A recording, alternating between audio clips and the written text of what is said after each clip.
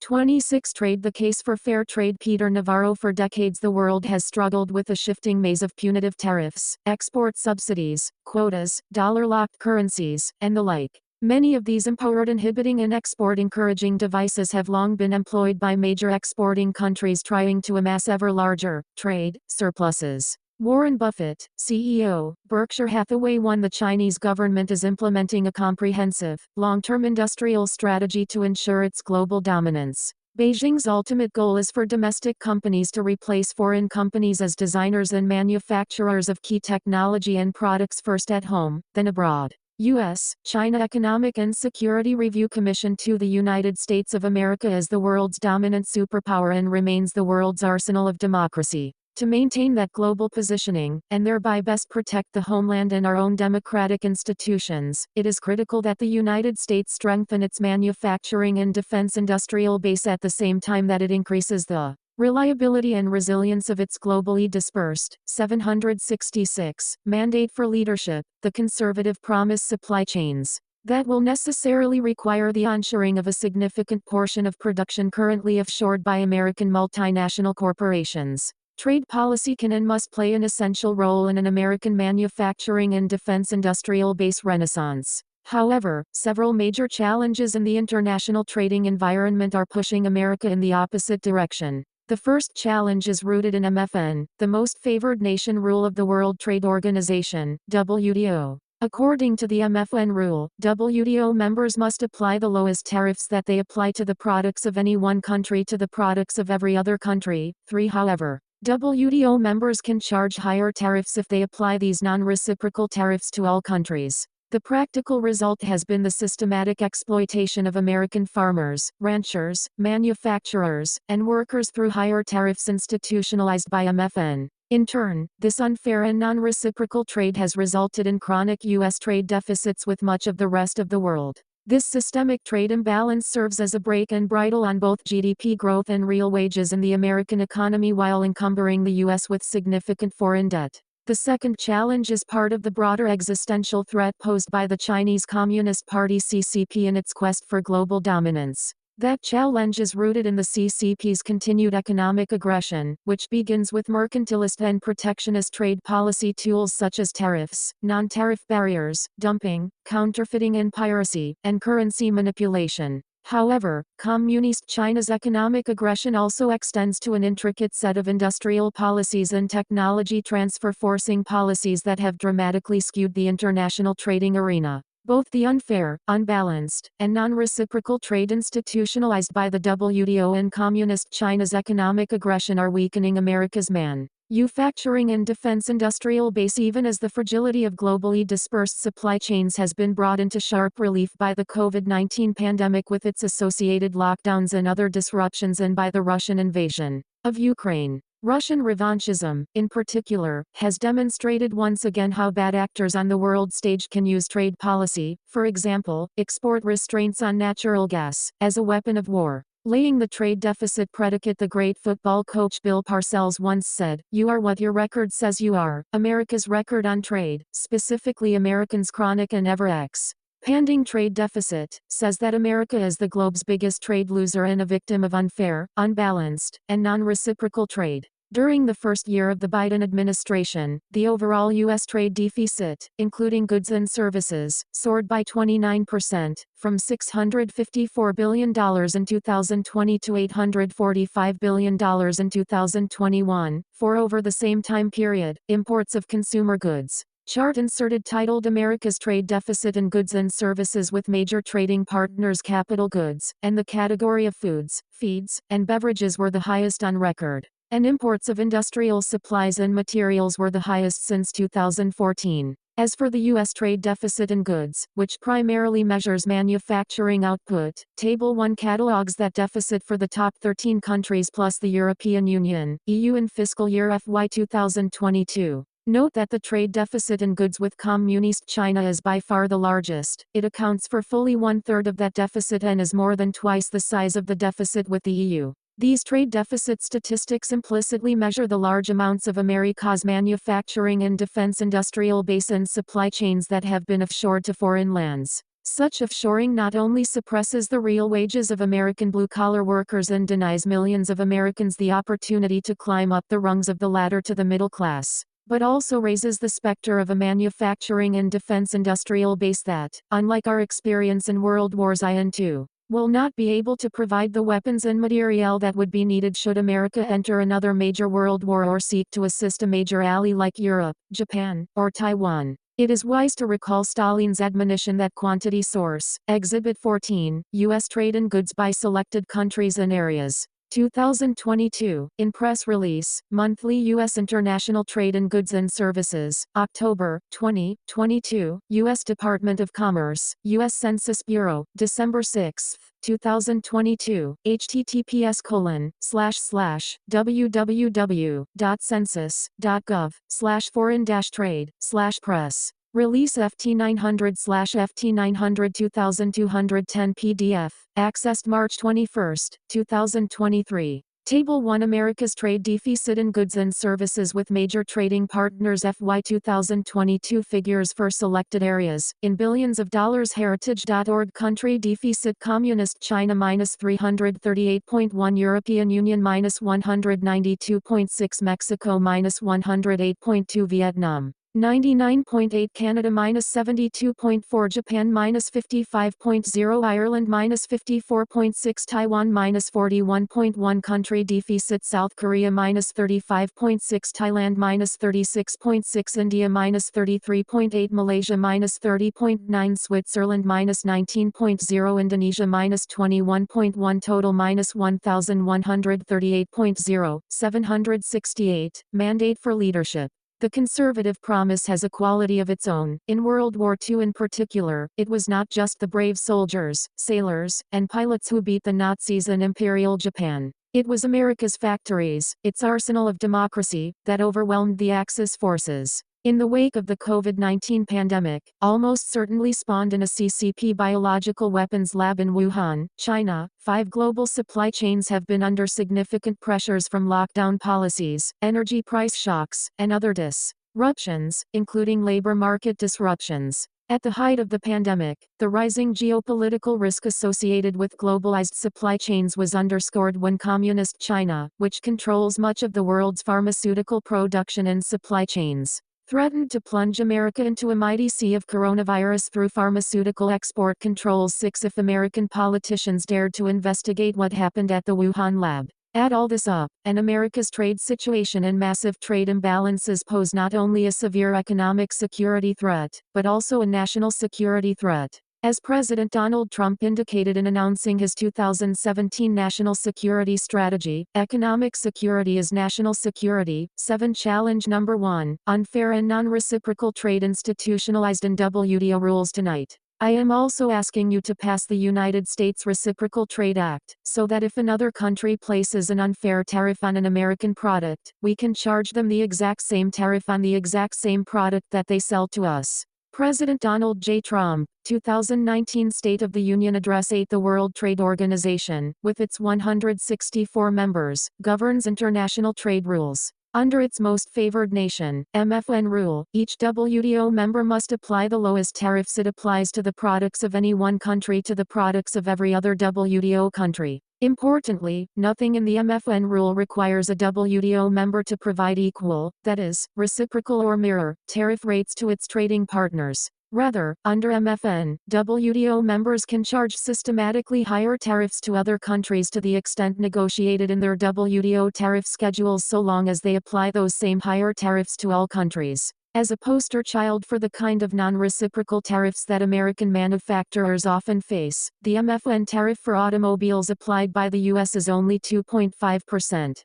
In contrast, the EU charges 10%, Communist China 15%, and Brazil 35%. Similarly, while the U.S. applies an MFN tariff rate of 6.2% on the rice it buys from Malaysia, Malaysia applies an ad valorem equivalent tariff of 40% on rice from the U.S. Meanwhile, European milk producers are shielded. Chart inserted titled Non-Reciprocal Tariff Rates Under Most Favored Nation Rule. by 6-7% tariffs, while American milk producers benefit only from a 15% tariff on foreign imports. 9. From the perspective of strategic game theory, the WTO's MFN rule provides little or no incentive for higher tariff countries to lower their tariffs. Rather, under these conditions, the dominant strategy of any relatively high tariff country is simply to maintain those high tariffs while free riding off the lower tariff countries. The U.S. is disproportionately harmed by the WTO's non-reciprocal tariff regime. The countries that are hurt most by the WTO's non-reciprocal tariff regime are those like the United States that charge the lowest tariffs on average.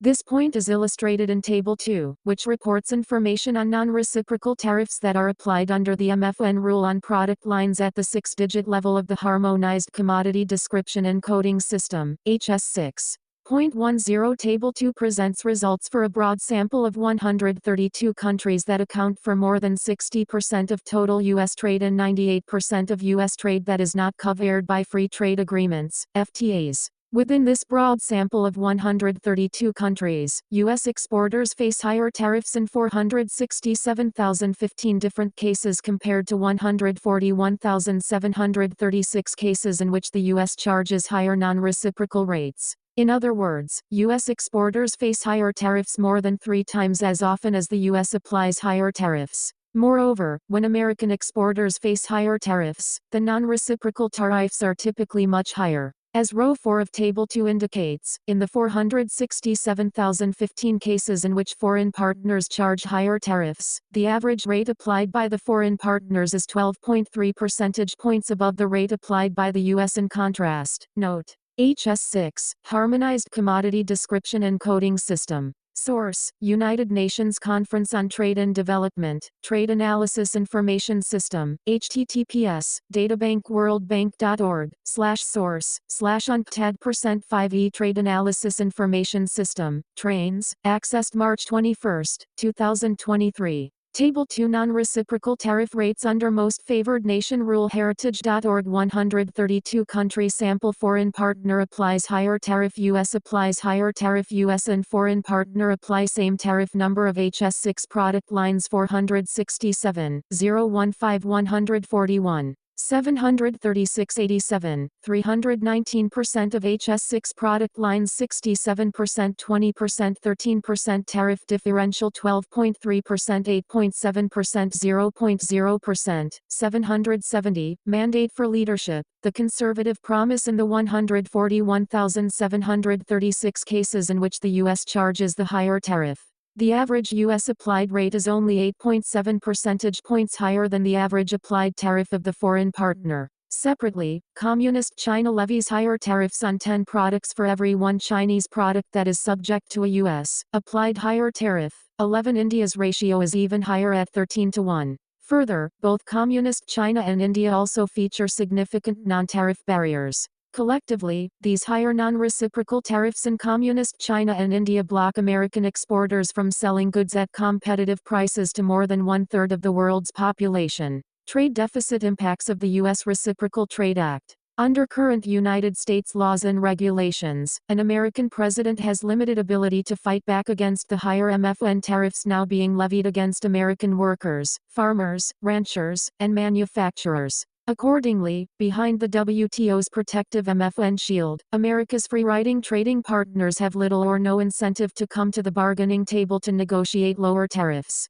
To address this non-reciprocity stalemate, President Trump urged Congress in his 2019 State of the Union address to pass the United States Reciprocal Trade Act, USRTA.12 under the USRTA. The president would have the authority to bring any American trading partner that is currently applying higher non-reciprocal tariffs to the negotiating table. If that trading partner refused to lower tariffs to U.S. levels, the president then would have the authority to raise U.S. tariffs to match or mirror the foreign partner's tariffs. The USRTA was introduced on January 24, 2019, by then Representative Sean Duffy, RWI. The following month, a Harvard-Harris poll of 1,792 registered voters found that 80% of respondents supported the USRTA, 13 as Representative Duffy noted at the time. The purpose of granting the president these authorities was not to raise tariffs. Rather, it was to give the president, working in close consultation with Congress, a sophisticated and targeted tool that he could use to force other countries to lower their tariffs and non-tariff barriers. 14. Following the introduction of the USRTA, the White House Office of Trade and Manufacturing Policy, which the author directed, ran simulations to estimate the impact that implementation of the USRTA might have on the overall U.S. trade deficit in goods and the large bilateral trade deficits the U.S. runs with many of its major trading partners. The sample consisted of the same 132 trading partners used in Table 2 above. 15. The results underscore the unfair and unbalanced non-reciprocal trade the U.S. is forced to accept under WTO MFN rules. 2 scenarios. Scenario 1 in Table 3 assumes that our trading partners lower their applied tariff rates on specific products to U.S. levels in cases where their applied tariffs are higher. Scenario 2 assumes that our trading partners refuse to lower their tariff rates to match those of the U.S. instead. In order to uphold the principle of reciprocity, the U.S. raises its tariffs to mirror levels. 2. Chart inserted titled Trade Deficit Reductions under Alternative USRTA Scenarios. Calculate the trade deficit reductions under Scenario 1 and Scenario 2. The analysis relied on the World Bank's Smart Tariff Simulator.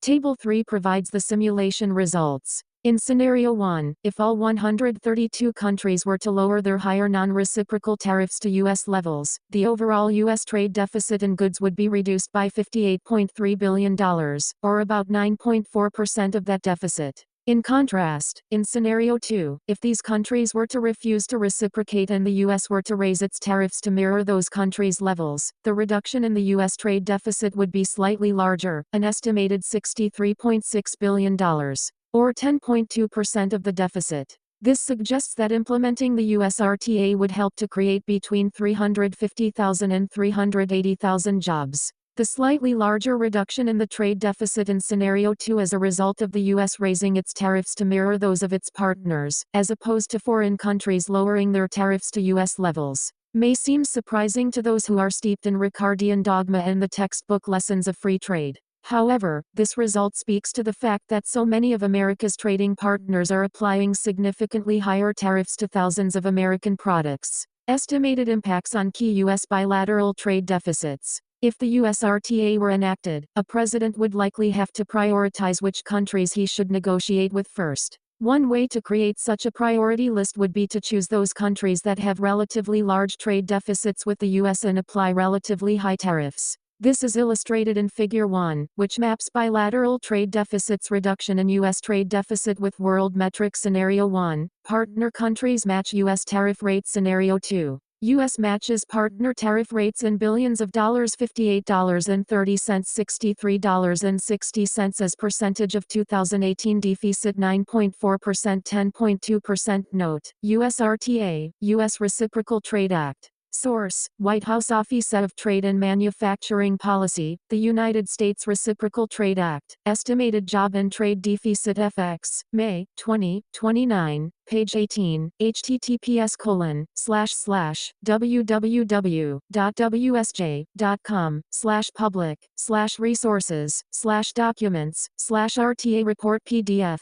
mod equals article inline. Accessed March 21, 2023. Table 3 Trade Deficit Reductions under Alternative USRTA Scenarios Heritage.org, 772, Mandate for Leadership, The Conservative Promise. Chart inserted titled Mapping Bilateral Trade Deficits Against Tariff Differential. Against tariff differentials for 8 major U.S. trading partners, which account for 47.6% of total U.S. trade and 88.6% of the U.S. trade deficit in goods. Figure 1 shows that the USRTA priority list would include the countries in red, Communist China and India, along with trading partners in the yellow zone. This yellow zone includes the European Union, which features a very high deficit, along with Thailand, Taiwan, and Vietnam, which feature particularly high tariff differentials. Table 4 estimates the improvement in the U.S. trade deficit under Scenario 1, in which partner countries match the U.S. tariff rate under pressure from 0%, 2%, 4%, 6%, 8%, 10%, $50, $100, $150, $200, $250, $300, $350, $400, $450, India, Thailand, Taiwan, Vietnam, Malaysia, Japan, EU, China bilateral trade deficit, 2018.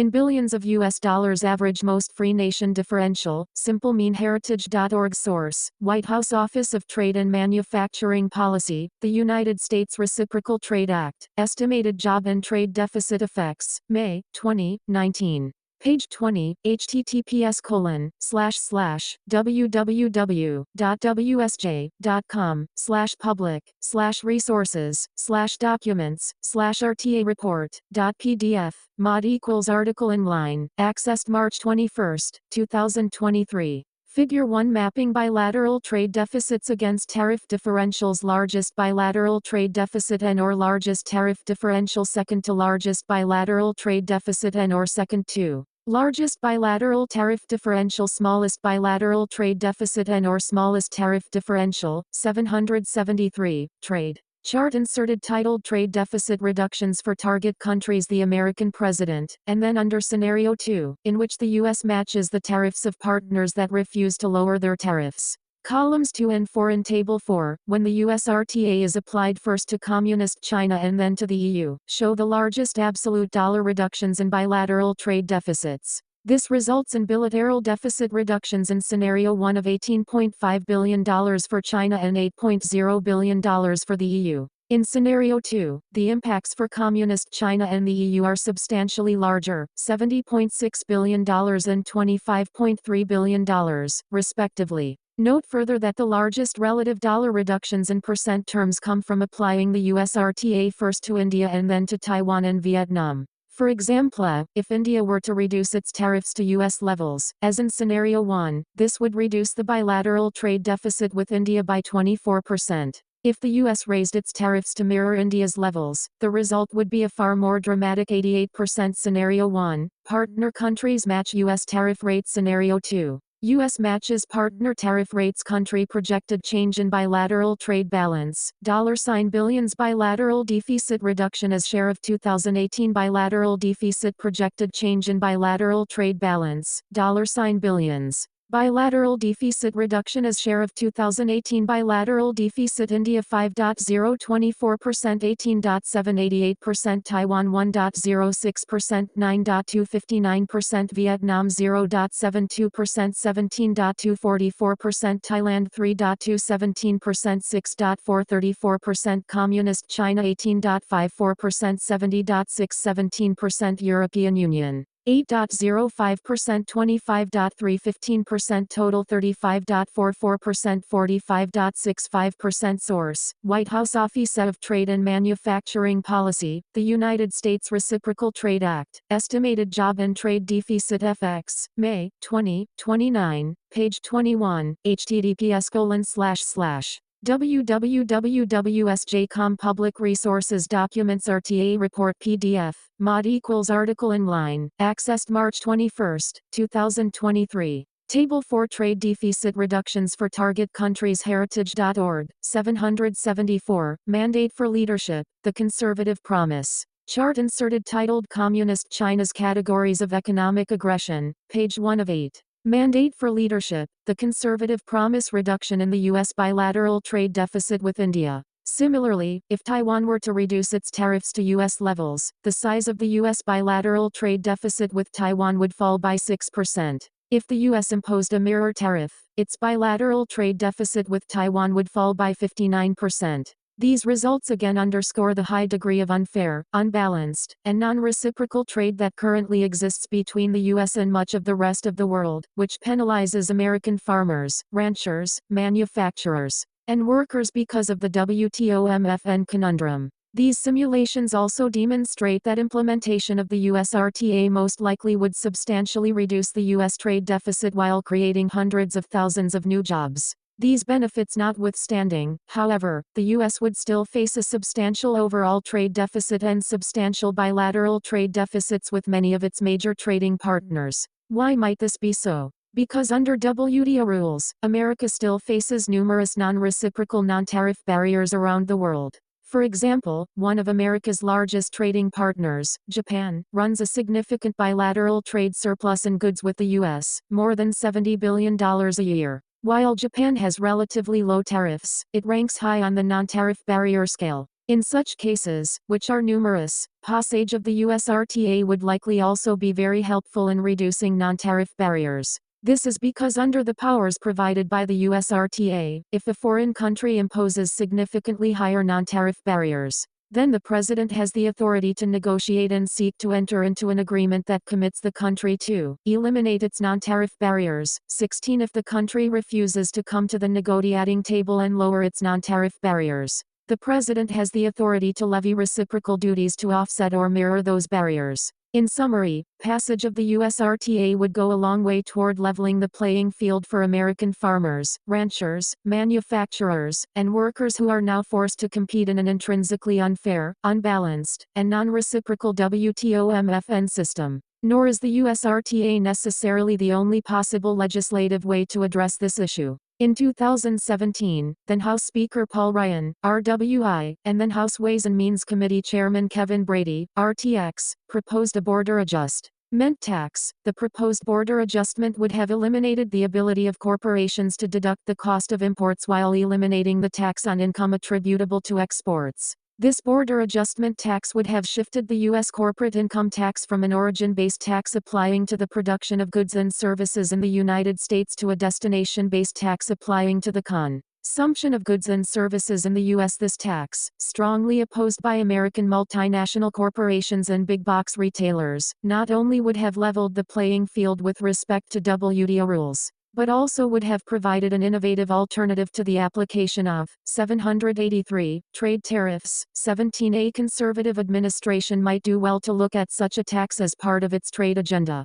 Challenge number 2. Communist China's economic aggression and quest for world domination. 18. Among all of its bilateral trade relationships, America's relationship with Communist China is the most fraught with difficulty. The problem is not just that the relentlessly mercantilist and protectionist trade policies that China has pursued ever since its accession to the WTO in 2001 have led to chronic, massive, and ever-expanding trade deficits. Communist China's economic aggression in the traditional trade policy space is further facilitated by equally aggressive industrial policies and technology transfer forcing policies that are designed to shift the world's manufacturing and supply chains to Communist Chinese soil. The Chinese Communist Party's policy goal is to propel the Chinese economy, but its broader goal is to strengthen Communist China's defense industrial base and associated warfighting capabilities. That China unabashedly seeks to supplant America as the world's dominant economic and military power is not in dispute.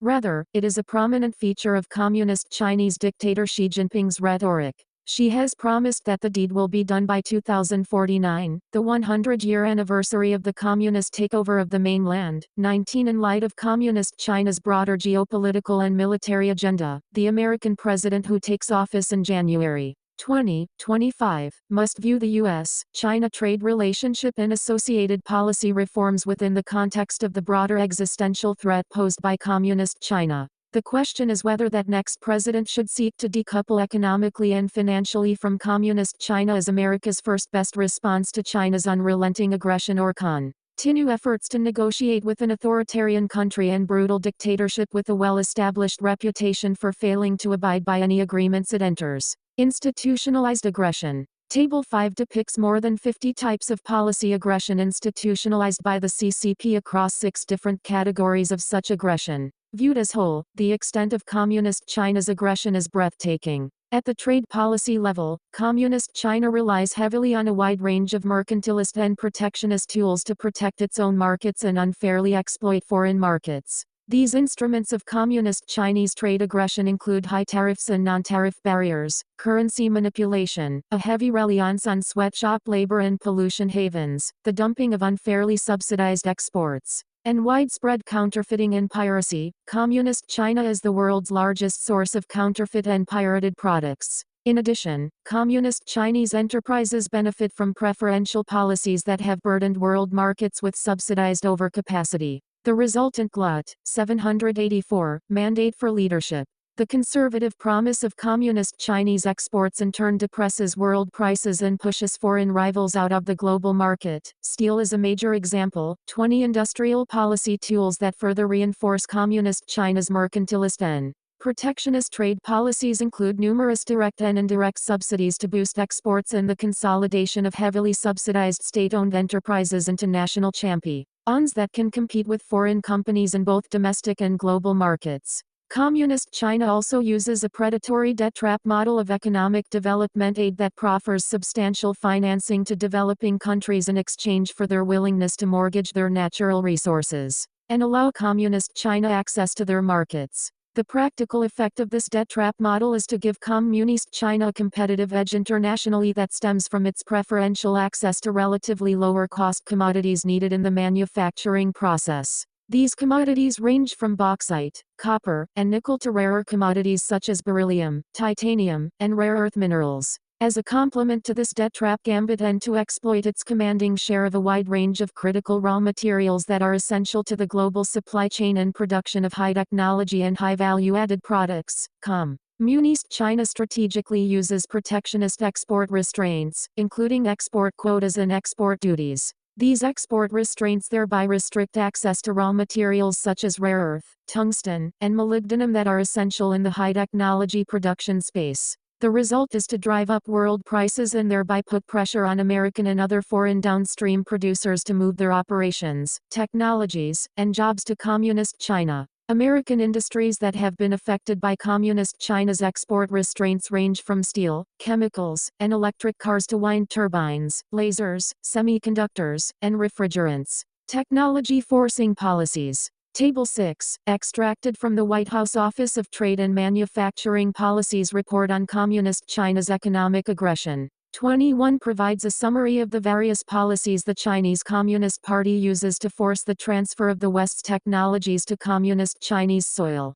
Formally, Communist Chinese industrial policy seeks to promote the digitization, absorption, and re-innovation of technologies and intellectual property, IP from around the world. 22 As noted in Table 6, this policy is carried out, for example, through state-sponsored IP theft, coercive and intrusive regulatory gambits to force technology transfer, typically in exchange for limited access to the Chinese market. Communist China's looting of American technology is further enhanced by information harvesting conducted by Communist Chinese nationals who infiltrate U.S. universities, national laboratories, and other centers of innovation. Strategic sectors targeted by Communist Chinese economic espionage have included electronics, telecommunications, robotics, data services, pharmaceuticals, mobile phone, 785, trade services, satellite communications and imagery, and business application software. It has been estimated that the theft of trade secrets alone costs the U.S. between $180 billion and $540 billion annually. 23 Closely related to Communist China's espionage campaigns are its state-backed efforts to evade U.S. export control laws.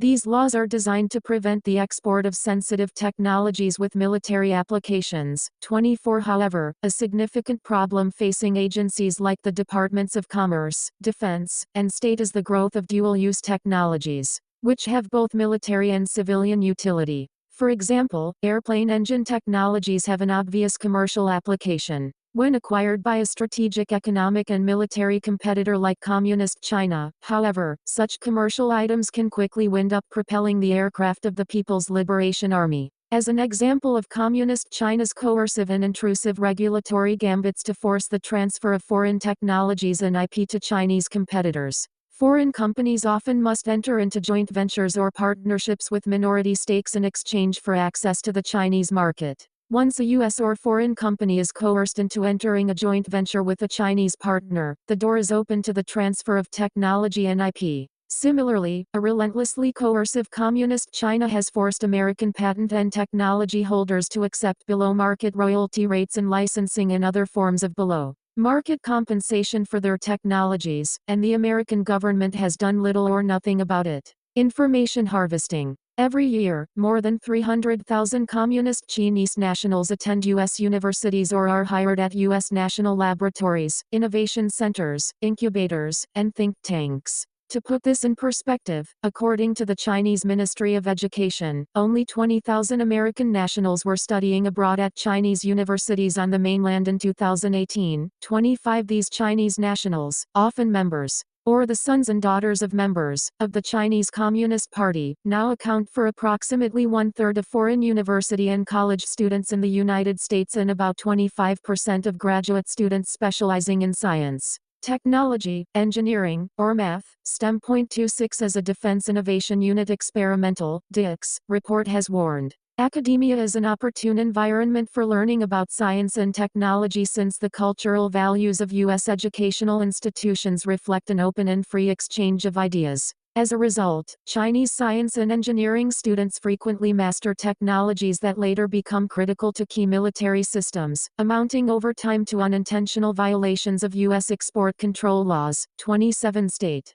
backed Chinese enterprises also increasingly finance joint research programs and the construction of new research facilities on U.S. campuses. 4. 786. Mandate for leadership. The conservative promise example, Huawei, well known within the American intelligence community as an instrument of Chinese military espionage, has partnered with the University of California, Berkeley on research that focuses on artificial intelligence and related areas such as deep learning, reinforcement learning, machine learning, natural language processing, and computer vision, all of which have important future military applications. 28. In this way, UC Berkeley, whether unwittingly or wittingly, helps to boost Communist China's capabilities in quest for military dominance. Communist Chinese state actors are also strategically building research centers and innovation centers in hubs like Silicon Valley and Boston. Such American research has accelerated Communist China's development of hypersonic glide vehicles, which travel at speeds in excess of Mach 5 and are aimed at evading modern ballistic missile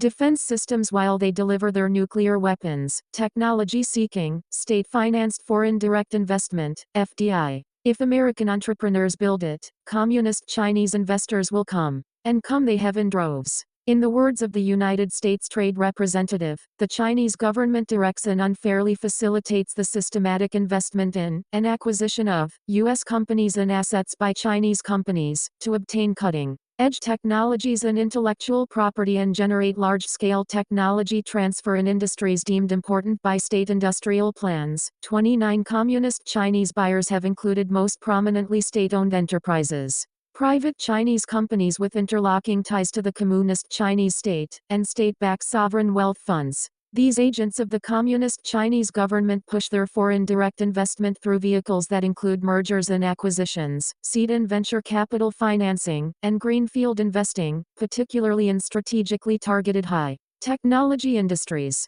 Since 2012, CB Insights has cataloged more than 600 high-technology investments in the United States worth close to $20 billion, with artificial intelligence, augmented and virtual reality, and robotics receiving a particular focus by Communist China-based investors. 30. All of these behaviors raise the question of whether Communist Chinese nationals should be granted visas to penetrate our universities, think tanks, and research institutions, and whether Communist Chinese capital should be allowed to invest in America's cutting-edge technology firms. Policy responses to Communist Chinese aggression. It should be clear from this review that Communist China's economic aggression is both widespread and systemic. The CCP's self-proclaimed goal is to supplant the U.S. as the world's dominant economic and military superpower. The question, how should the next American president address this aggression? Policy responses range from further, 787, trade attempts to negotiate with the CCP to strategically decoupling economically and financially from Communist China. The fruitlessness of further negotiations, if the past is prologue, and as we learned during the Trump administration, any further negotiations with Communist China are likely to be both fruitless and dangerous. Fruitless because the CCP now has a very well-established reputation for bargaining in bad faith, and dangerous because as long as the CCP's aggression continues, it will further weaken America's manufacturing and defense industrial base and global supply chains. The record regarding Communist China's bad faith negotiating is clear. In September 2015, President Barack Obama stood with Xi Jinping in the White House Rose Garden, where Xi solemnly promised not to militarize the South China Sea and agreed that Communist China would not conduct knowingly cyber-enabled theft of intellectual property. 31. Within a year, the first promise would be broken. 32. As for Communist China's cyber attacks on American businesses, they have never stopped.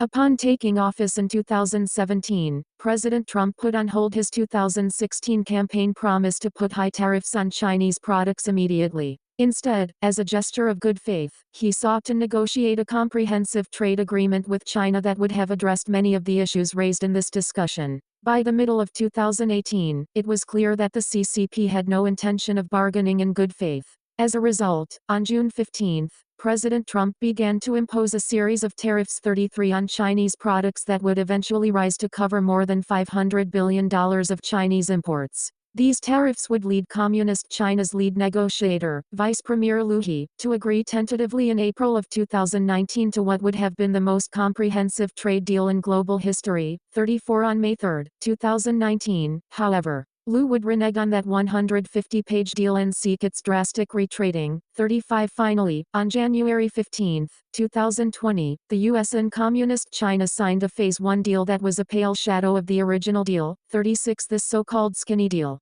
as it was derisively and rightly called, combined proposed modest Communist Chinese reforms on issues related to forced technology transfer and intellectual property theft with promises of large-scale purchases of agricultural, manufacturing, and energy products. To date, this deal has been a predictable bust. Communist China has failed to consummate a significant fraction of its promised purchases and has made little or no progress on reforming its mercantilist, protectionist, and technology transfer forcing policies. The clear lesson learned in both the Obama and Trump administrations is that Communist China will never bargain in good faith with the U.S. to stop its aggression. An equally clear lesson learned by President Trump, which he was ready to implement in a second term, was that the better policy option was to decouple both economically and financially from Communist China, as further negotiations would indeed be both fruitless and dangerous. 788. Mandate for leadership. The conservative promise source, White House Office of Trade and Manufacturing Policy.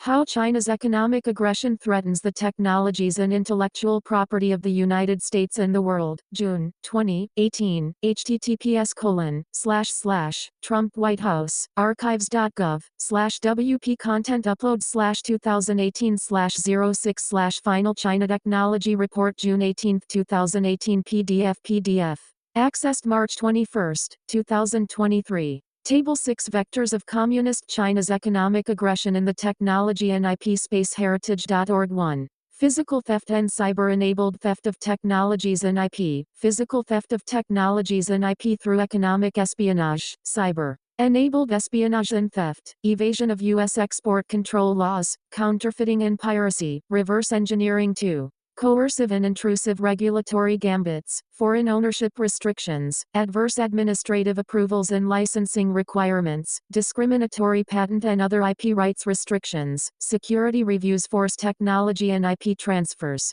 secure and controllable technology standards, data localization mandates, burdensome and intrusive testing, discriminatory catalogs and lists, government procurement restrictions, indigenous technology standards that deviate from international norms, forced research and development, anti-monopoly law, extortion, expert review panels, forced disclosure of proprietary information, Chinese Communist Party Co-ops corporate governance, placement of Chinese employees with foreign joint ventures 3. Economic coercion, export restraints, restrict access to raw materials, monopsony purchasing power 4. Information harvesting, open source collection of science and technology information, Chinese nationals in U.S. as non-traditional information collectors, recruitment of science, technology, business, and finance talent 5. State-sponsored, technology-seeking investment, Chinese state actors involved in technology. Seeking FDI, Chinese investment vehicles used to acquire and transfer U.S. technologies and IP mergers and acquisitions. Greenfield investments, seed and venture funding trade. The following policy options were on the drawing board or in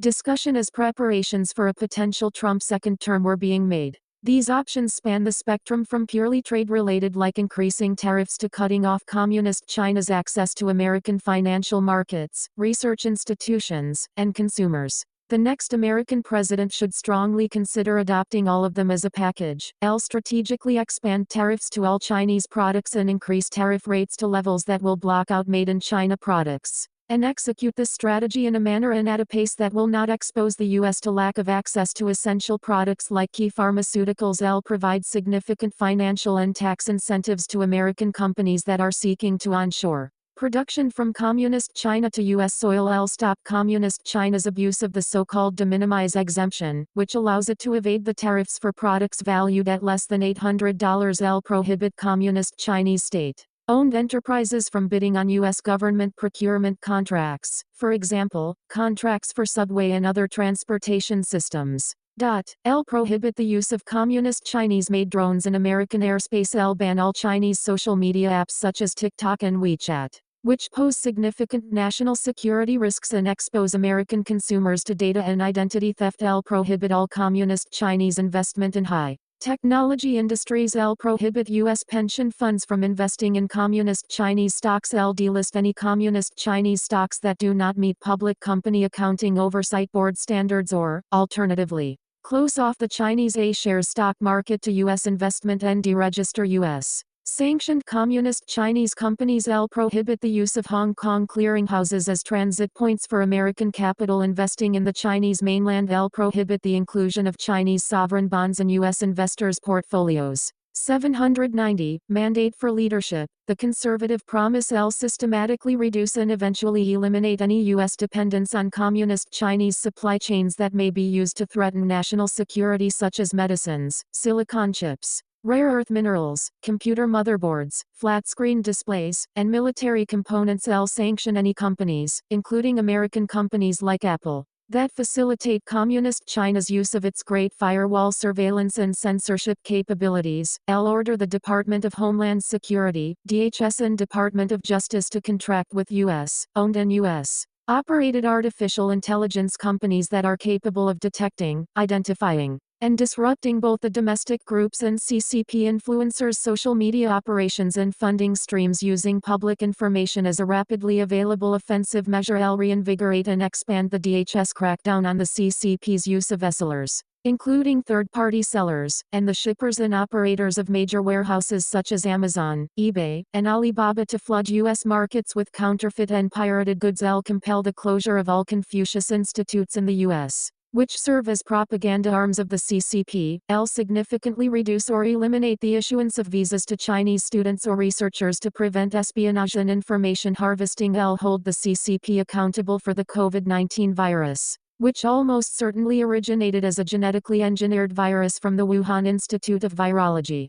and do so through the establishment of a presidential commission or select congressional committee that would investigate the origins of the virus, its various costs, both economically and in human life, and the possible means of collecting damages from the CCP, which are likely to rise to the trillions of dollars. If the new U.S. president wishes to defend this country against the serious existential threat posed by Communist China, that president will adopt all of these proposals through the requisite presidential executive orders or memoranda. Effective trade policy in the real world. To conclude this analysis, it is useful to offer brief reflections on a number of key obstacles to implementing the policy initiatives recommended in this chapter. These obstacles include 791, trade. L the dogma of the Ricardian free trade model, which has been used as propaganda to thwart the adoption of measures that seek to level the global trading field for American manufacturers, farmers, ranchers, and workers. L the politics of trade policy, which has led to a great divide that makes trade policy reforms difficult to implement. L the economics of trade deficits, which are not adequately understood either by the American public or by the policy-making intelligentsia, and L the crucial role of supportive White House and administration personnel in implementing effective trade policies. The dogma of free trade. Clearly, the fair and balanced trade orientation of this chapter runs starkly against the free trade grain of the globalist Ricardian orthodoxy, which is predicated on the theory that free trade represents the best path by which to achieve both American and global prosperity. This orthodoxy is based on the ivory tower academic conclusion that if countries trade freely among each other, each will pursue its own comparative advantages, production will be most efficient around the world. The economic pie will be bigger both for the globe and for each free trading country, and, so long as workers who lose their jobs are fairly compensated from the gains from trade, everyone will be better off. The most obvious problem with this orthodoxy, there are many more, is that nowhere is Ricardian free trade mirrored in the real world. Instead, America trades in a world where the WTO's MFN rules are stacked against us. Scofflaws like Communist China run roughshod over what meager WTO rules there are. And the United States, among all of the world's developed nations, is the biggest victim of the free trade Ricardian orthodoxy. During his first term, President Donald Trump preached that there can be no free trade without fair, reciprocal, and balanced trade. He was right then, and whoever is the next president in 2025 should heed this critical principle whenever the flag of free trade is waved to prevent the adoption of needed reforms. The politics of trade policy: who benefits? Today, there is a great divide among Americans that stands in the way of constructive trade policy reforms. This great divide is certainly not about a partisan desire for low taxes and a reduced regulatory burden. Rather, it is over whether our borders should be open or secure and whether it is prudent to offshore our manufacturing and defense industrial base and associated supply chains. Those who support secure borders and seek to onshore more of American production and supply chains do so to boost the real wages of American workers and to 792 mandate for leadership. The conservative promise enhance our national security. Some Americans historically have supported open borders and offshoring under the flag of the Ricardian trade model, which assumes the free flow of both labor and capital. Yet it is equally true that open borders and offshoring also help American multinational corporations to maximize their profits by minimizing their labor and environmental protection costs. In particular, an open border policy, which allows for the unlimited migration of cheap labor, depresses American wage rates and thereby boosts corporate profits. At the same time, offshoring gives American corporations readier access to the sweatshops and pollution havens of Asia and Latin America. Our skies and water may be cleaner, and our products may be cheaper. Main Street manufacturers and workers bear the brunt of these policies. The obvious political problem in adopting many of the policies proposed here is that they will be opposed by the special interest groups that benefit from open borders and offshoring and that contribute lavishly to both political parties. These special interest groups range from the hedge funds of Wall Street and tech entrepreneurs of Silicon Valley to big box retailers that stuff their aisles particularly with cheap made-in-China goods. Yes, trade deficits matter. Oh, our country has been behaving like an extraordinarily rich family that possesses an immense farm. In order to consume 4% more than we produce, that's the trade deficit, we have, day by day, been both selling pieces of the farm and increasing the mortgage on what we still own. Warren Buffett 37. Historically, one line of attack against attempts to implement fair trade policies in the name of reducing America's massive and chronic trade deficit has been the claim that trade deficits don't matter. The intellectual tip of the spear has often been think tanks that generate reams of analyses in support of a purely free trade and open borders American posture. 38. Yet both common sense and several very good reasons tell us that trade deficits matter a great deal. Economic security. The economic security argument that trade deficits matter begins with the observation that growth in any country's real, inflation-adjusted gross domestic product, GDP, depends on only four factors: consumption, government spending, business investment, and net exports, the difference between exports and imports. Reducing a trade deficit through implementation of the U.S. Reciprocal Trade Act, the application of tariffs, or renegotiating a bad trade deal like NAFTA all represent ways to increase net exports, and thereby boost the rate of economic growth. 793. Trade. Suppose, for example, that under the USRTA the American president persuaded India to reduce its very high protectionist tariffs and Japan to lower its formidable non-tariff barriers. America would surely sell more Florida oranges, Washington apples, California wine, Wisconsin cheese, and Harley-Davidson motorcycles. The resultant fall in the trade deficit would increase America's GDP, and the real wages of blue-collar America would rise from Seattle and Orlando to Sonoma and Milwaukee. But that's not all. Consider, too, the investment term in the GDP growth equation. When U.S. companies offshore their production to chase cheap labor or manufacture in a pollution haven country like Communist China or India with lax environmental regulations, the result is reduced non-residential fixed investment, and a GDP growth rate that is lower than it would be otherwise. Moreover, if such offshored production results in more foreign exports to the U.S., for example, an American consumer buys a made-in-Mexico Dodge Journey or Chevrolet Trax rather than a vehicle assembled in Detroit, the trade deficit rises along with the fall in investment, further reducing GDP growth.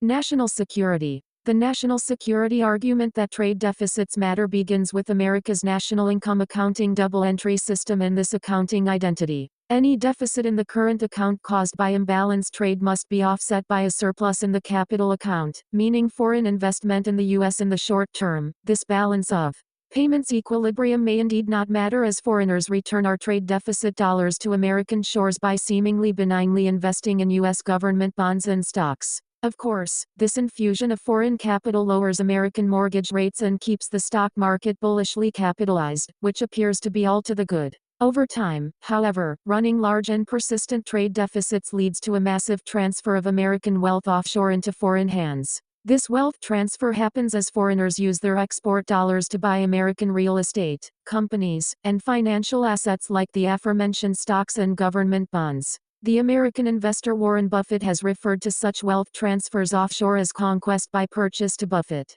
The big danger is that foreigners will eventually own so many U.S. government bonds that Americans will wind up working longer hours just to survive and service that foreign debt. There is an even bigger national security danger, however, that Mr. Buffett has missed: an alternative conquest by purchase scenario. Suppose, for example, that one of the biggest holders of U.S. dollars is a rapidly militarizing strategic rival like Communist China that is intent on world hegemony. By buying up America's companies, technologies, farmland, food producers, and key elements of the domestic supply chain, Communist China can thereby gain more and more control of the U.S. manufacturing and defense industrial base. 794. Mandate for leadership. The conservative promise in this scenario: might America thereby lose a broader war for America's freedom and prosperity? Not by shots fired but by American cash registers ringing up made in China products? Might America even lose a broader hot war because it sent its defense industrial base abroad on the wings of a persistent trade deficit?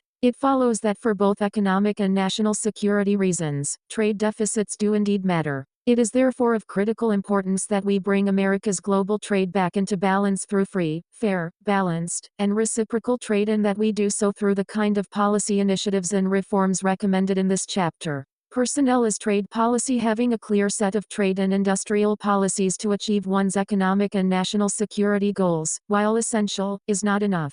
The lessons of the Nixon, Reagan, and Trump administrations teach us that personnel is policy, or, in this case, that bad personnel will mean bad trade policy. 39. That is why it will be equally critical to the next president's trade policy agenda to have key personnel in place who not only have the skills to implement the policies, but also have the firm commitment to do so. During the Trump administration, President Trump's key policy advisors and cabinet officials clashed on the issues of international trade and combating Communist China's economic aggression. As much as President Trump did on the trade front that was bold and innovative, and as much as he achieved by challenging Communist China, too much of his trade policy was disrupted or derailed by key personnel who did not share the president's vision of fair, balanced, and reciprocal trade. In thinking about the personnel positions that are most essential to effective implementation of trade policy, the most obvious position to get exactly right is that of the United States Trade Representative.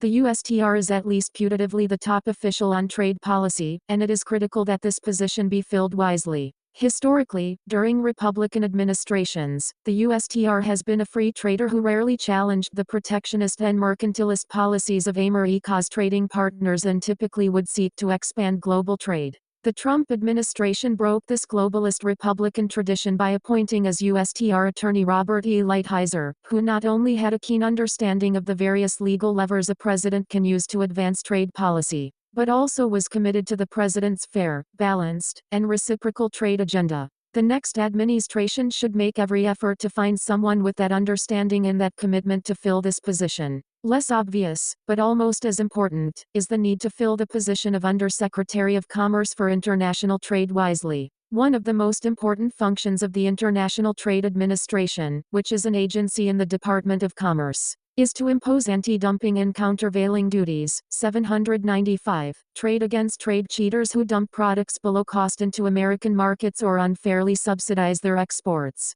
In fact, much of the cheating that does take place in the global trading arena can be addressed through such anti-dumping, AD, and countervailing duty, CVD, cases. Within the West Wing itself, it is equally critical that the National Security Advisor, the Chairman of the Council of Economic Advisors, (C), and the Director of the National Economic Council, (NEC) all be aligned on trade policy. During the Trump administration, with the notable exception of the president's third national security advisor, Robert O'Brien, and Third Sea chairman, Tyler Goodspeed, this regrettably was not the case. Finally, and perhaps surprisingly, the Secretary of Defense plays a key role in trade policy, at least when it comes to advancing Section 232 cases. Under Section 232 of the Trade Expansion Act of 1962, 40 the President has the authority, through tariffs or other means, to reduce imports from other countries if the President determines that such reduction or elimination would threaten to impair the national security. As a practical matter, the Secretary of Commerce spearheads any Section 232 cases. But in order to proceed with a Section 232 case, Commerce must obtain sign-off from the Secretary of Defense. When President Trump wanted to implement steel and aluminum tariffs, he had a willing servant in Secretary of Commerce Wilbur Ross. However, Secretary of Defense James Mattis resisted. Mattis simply did not understand a key tenet of the Trump administration: economic security is also national security. Without vibrant steel and aluminum industries, it will be difficult for America to provide the Pentagon with the kind of weapons it needs to defend the homeland. Conclusion: a Harvard professor once told me during my doctoral thesis days that if I tell you how it is, I've told you why it can't change. Despite the obvious exploitation of American farmers, ranchers, manufacturers, and workers by the international trading system and communist Chinese aggression, powerful political forces nonetheless exist that profit from the status quo. The stark lesson of this chapter is that America gets fleeced every day in the global marketplace, both by a predatory communist China and by an institutionally unfair and non-reciprocal WTO. Addressing these two challenges would go a long way toward restoring American greatness, both economically and militarily. Ignoring these two challenges will simply continue the parasitic draining of the American manufacturing and defense industrial base. Author's note: the author alone assumes responsibility for the content of this chapter, and no views expressed herein should be attributed to any other individual. However, the author would particularly like to thank Joanna Miller for her dedicated work and significant contribution to the chapter. Mandate for Leadership: The Conservative Promise. The Case for Free Trade. Kent Lassman. Trade policy is about more than goods and services. It is a statement of American identity. Our trade policy choices reveal America's values and where we put our trust. Do we place our trust in Washington elites to revive a declining country, or do we trust in America's tradition of entrepreneurs and everyday people blazing new trails? Do we follow China by copying its strong-arm trade policies, or do we lead China and the rest of the world by forging our own path?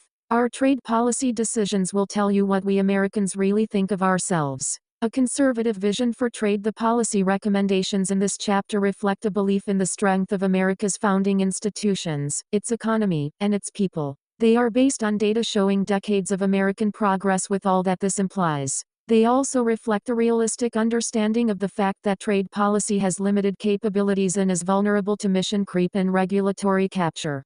Policymakers should be modest about what they can accomplish through trade policy and need to exercise constant vigilance against abuses. For example, trade can lower consumer prices for ordinary Americans and open new markets for American businesses and their goods. Trade can help American workers and businesses to specialize in what they do best, which is how they outcompete the rest of the world in technology, manufacturing, agriculture, and other areas. In foreign policy, trade can help to preserve and strengthen alliances. At the same time, sound trade policy requires humility. It is not a panacea for every policy problem. Trade policy cannot favor one sector over another without causing trade-offs that outweigh the benefits. 41. Neither free trade nor protectionism will create jobs. Trade affects the types of jobs people have, but it has no long-run effect on the number of jobs. Labor force size is tied to population size more than anything else. The American people are smart and sophisticated enough to hear these truths. It is not just conservatives who overestimate the power of trade policy.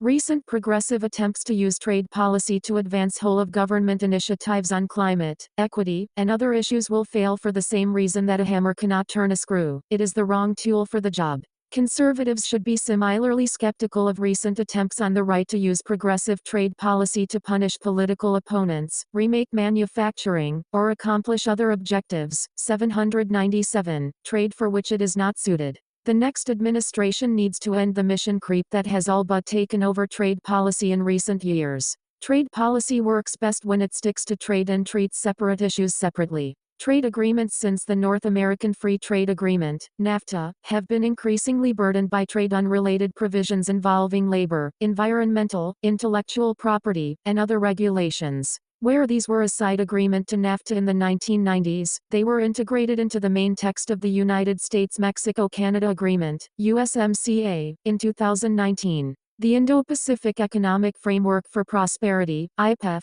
that the Biden administration is currently pursuing consists entirely of trade-unrelated provisions. Negotiations are steering clear of trade altogether. Trade-unrelated provisions are routinely hijacked by progressives and rent-seekers and dilute otherwise worthwhile trade agreements. They also create additional points of contention that make agreements unnecessarily difficult to pass. A conservative trade policy should limit trade-unrelated provisions in trade agreements. This does not mean that conservatives should ignore international negotiations on labor, environment, intellectual property, and other non-trade issues. It means they are more likely to succeed by treating each of them separately rather than letting them die in committee, with each providing an additional sticking point for delaying the others. A conservative trade policy must also take seriously the reality that in a democracy, the other side holds power about half of the time, but progressives run most agencies almost all of the time. A cardinal rule in public policy is not to give yourself powers you wouldn't want your opponents to have. That means building institution-level safeguards against mission creep to limit abuses. Foreign policy considerations are not as separate from trade as are labor or environmental standards. China deserves special consideration, as does the World Trade Organization, WTO, along with its possible successors or alternatives. While trade is not the star of American foreign policy, it does play a supporting role. It should be used to strengthen alliances to help counter China, Russia, and other threats while making economic and cultural inroads inside them. The next American president should use this aspect of trade to the nation's advantage. Drawing from America's roots. In 1776, nearly 90% of Americans were farmers. For 10 people to eat, 9 had to farm. That meant fewer people could be factory workers, doctors, or teachers, or even live in cities, because they were needed on the farm. Accordingly, life expectancy was around 40 years, and literacy was 13%, 42 today. Fewer than 1% of Americans work on farms, yet America is a net exporter of food. People have infinite wants, so as rising productivity pushed some people off of farms, there were countless other jobs they could do. In true American fashion, many of these jobs were in brand new industries. 798, Mandate for Leadership. The conservative promised this was possible because the same can-do cultural values that inspired the American founding were accurately reflected in its new government. The U.S. Constitution created what was then the world's largest free trade area, and it did so on purpose. 43. The combination of the American self-improvement ethos and the large, free internal market guaranteed by the Constitution yielded intensive growth on a scale never before seen. Many displaced farm laborers got jobs making the very farm equipment that made intensive agricultural growth possible, from railroad networks to cotton gins. Each fed the other. Agriculture and industry are not separate, they are as interconnected as everything else in the economy. None of this could have happened had the government enacted policies to preserve full agricultural employment. Understanding value. Just as communication is impossible without agreed-upon definitions of words, coherent policy-making is impossible without coherent categories. Policies are not likely to succeed when they try to separate an interconnected economy into arbitrary categories. The factory worker who builds a tractor does as much to boost farm production as the farmers themselves, yet economic planners put them in different categories. This problem is baked into industrial policy, as progressive planners have learned again and again. A conservative approach to economic policy should treat value as value, whether it is created on a farm, in a factory, or in an office. A dollar of value created in manufacturing is neither more nor less valuable than a dollar of value created in agriculture or services. Pursuing access to growing markets. American history holds lessons for today's conservative trade policy. Some modern analysts see a correlation between high tariffs and high growth and confuse it for causation. 44. But 19th century America teaches a different lesson. While the Constitution banned internal tariffs in the U.S., international tariffs reached their highest levels in U.S. history during the 19th century, beginning with the 1828 Tariff of Abominations, 45, at their peak in 1830. The average tariff on duty-able goods was 62%, 46%. Fortunately, however, the tariff's distorting effects were outweighed by market growth elsewhere. The 19th century saw Western expansion and a growing population, including millions of immigrants working for the American dream. America's growing internal free trade zone allowed for still more specialization and more trade across state borders. America's geographic expansion ended long ago, but population growth, the U.S.-led rules-based international trading system, and the steady 75-year decline in tariffs after World War II have made possible decades of continued prosperity. Intensive growth requires specialization, and the larger the market, the more specialization is possible. Fighting pessimistic bias. Farmers' share of the population continued to decline through this entire period, yet employment remained high, and the chart inserted titled, U.S. Real GDP per capita economy continued to grow. Factories were not the only beneficiaries of agriculture's productivity boom and the labor it freed. Services also grew. In fact, service sector employment surpassed manufacturing employment around 1890, far earlier than most people realize. 47. Pessimistic bias is one of the most important cultural problems that conservative policymakers need to address. In trade, as in most other areas, few people ever zoom out to see the big picture, which is one reason why so many people mistakenly believe that U.S. manufacturing and the U.S. economy are in decline. The data do not show American economic carnage. They show more than 2 centuries of intensive growth, made possible by a growing internal market throughout the 19th century and a growing international market in the post-World War II era. The transition from farm to factory did not shrink the labor force or farm output. Later, the transition from factories to services did not shrink the labor. $0, $10,000, $20,000, $30,000, $40,000, $50,000, $60,000, $70,000, 1950, 1955, 1960, 1965, 1970, 1975, 1980, 1985, 1990, 1995, 2000, 2005, 2010, 2015, 2020. Heritage.org source. Federal Reserve Bank of St. Louis, real gross domestic product per capita, https://fred.st.louisville.org/series/A939RX0Q048SBEA, accessed March 2, 2023. Real gross domestic product per capita, in chain 2012 dollars, seasonally adjusted annual rate chart 1 U.S. real GDP per capita, 800, mandate for leadership, the conservative promise force, factory output, or farm output. Both transitions affected the types of jobs, not the number of jobs. Americans today can more easily afford everything from air conditioning to flat-screen televisions and smartphones, and trade is one reason why. Bigger markets mean more specialization, more innovative ideas, more customers, and more people from whom to buy. America's official unemployment rate went as low as 3.5% during 2022, while real per capita gross domestic product, GDP, rose to an all-time record.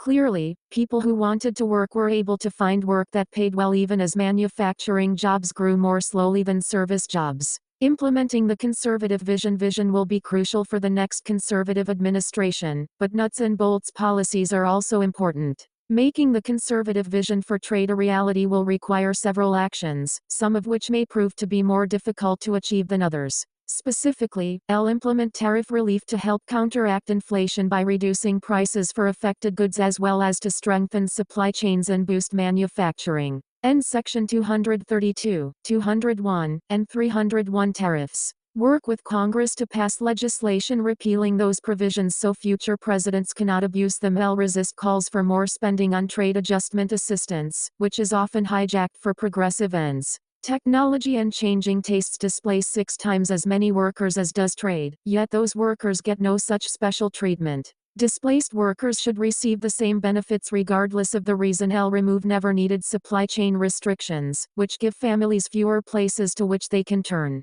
The recent shortage of baby formula, for example, was caused largely by heavily protectionist regulations. Strength and resilience come from openness. Enact mutual recognition policies with allies. If a product is safe enough for European or Japanese consumers, then it is safe enough for Americans as well, and vice versa. This can reduce regulatory costs and open new markets. Close the Export-Import Bank, which serves mainly to subsidize foreign buyers' purchases of goods from a handful of Connected American Manufacturers, 801, Trade L. Repeal the Jones Act, 48. A century-old Buy American maritime law that has decimated the U.S. shipbuilding industry. L. Work with Congress to restore the President's Trade Promotion Authority, which would expedite the negotiation of trade agreements with the United Kingdom, Switzerland, Taiwan, the European Union, and other allies, and keep trade unrelated provisions out of trade agreements. L. Restore the World Trade Organization's dispute resolution process to full strength. L. Create a successor to the WTO, assuming that it has been fatally wounded,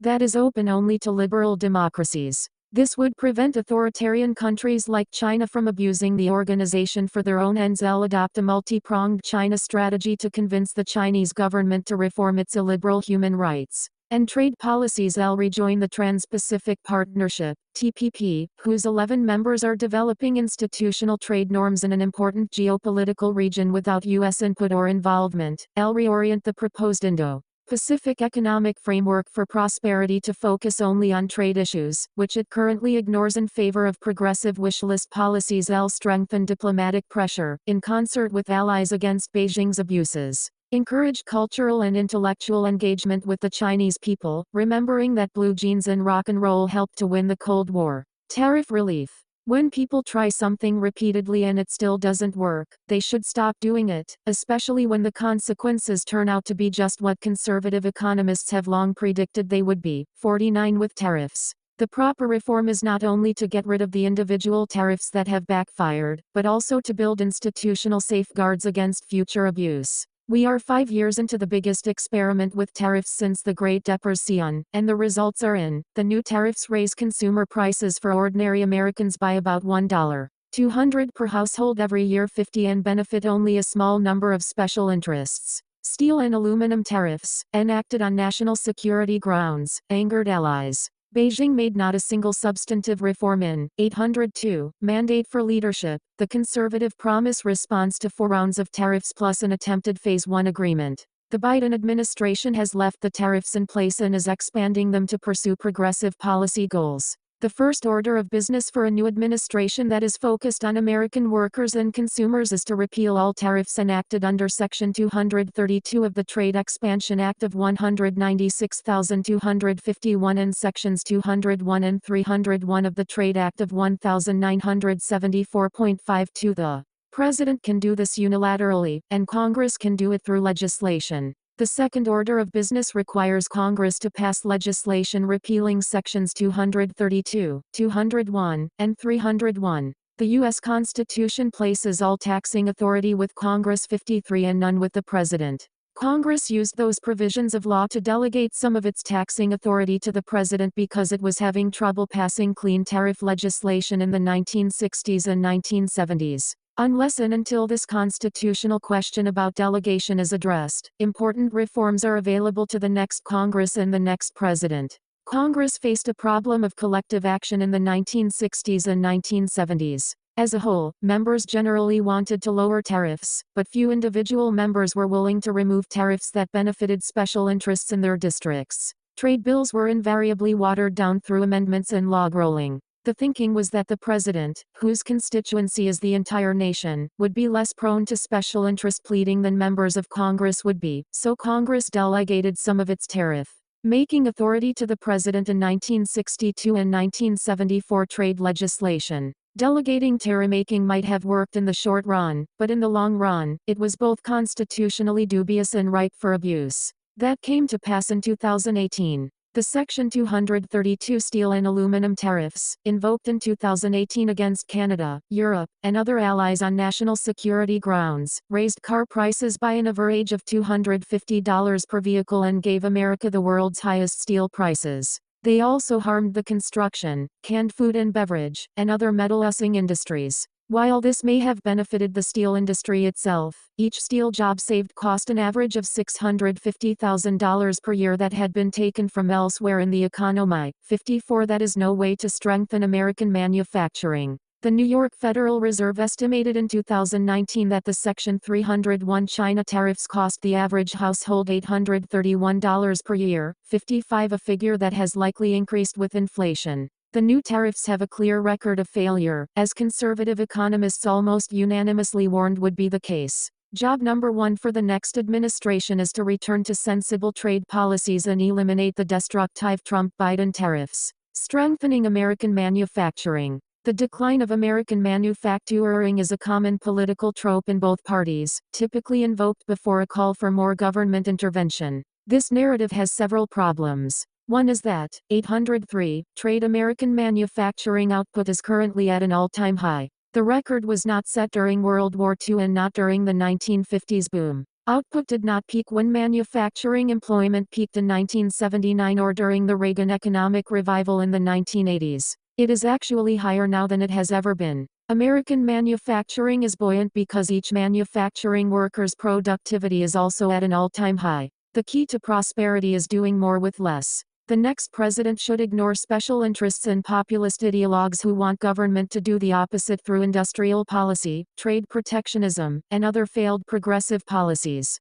It takes surprisingly few people to achieve America's record-high manufacturing output, currently about 13 million people out of a workforce of more than 160 million. Compared to the 1979 peak of 19.5 million people out of a workforce of 104 million, 56 productivity growth has freed the time and talents of millions of people for other, additional uses. The belief that manufacturing has to shrink for services to grow is the zero-sum fallacy against which sensible economists often warn. It is anathema to the optimism, hope, and confidence that are the natural birthright of conservatives. Growing productivity enables more output of both manufacturing and services. That is why America continues to have sustained booms and record-setting real GDP despite the long-run decline in manufacturing employment. Economists distinguish between two types of growth, extensive and intensive. Extensive growth is the Soviet and Chinese model for manufacturing. If you have more people use more resources, they will create more output. Extensive growth is doing more with more, intensive growth is doing more with less. That is where America's superpower lies. The story of American manufacturing is one of intensive growth dating back to our agricultural origins. Conservative leaders should draw on this history to position America for continued success. With intensive growth, it is not manufacturing or services, it is manufacturing and services. Retaliatory tariffs. Raising tariffs on another country almost always invites retaliatory tariffs against the U.S. The latter tend to be directed at politically sensitive American exports. Retaliatory tariffs by both China and American allies in response to the 2018 steel tariffs were targeted primarily at American agriculture. According to the U.S. Department of Agriculture, those tariffs cost farmers $27 billion with losses concentrated particularly in heartland states. 57 retaliatory tariffs also targeted U.S. industries that were not protected by tariffs.